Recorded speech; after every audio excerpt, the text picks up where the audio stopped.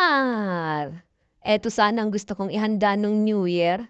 Kaso wala talaga akong matagpuan. Kaya nung nagpang-abot kami kanina sa taas ng palengke ng Lipa, hindi ko na nga pinalagpas. Pinakuluan ko na nga agad pagdating ko ng bahay.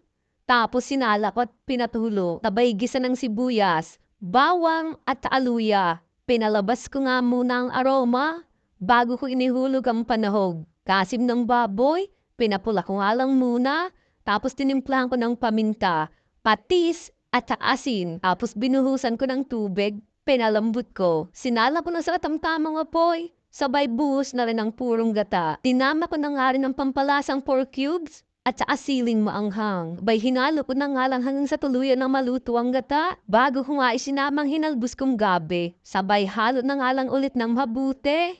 Hanggang sa kumapit nga ang lasa ng maigi, quality na naman ang pang-FT2 par. Panaob kaldero na naman. Yan paro, all goods na naman. Tara na maghapunan par. Salamat par!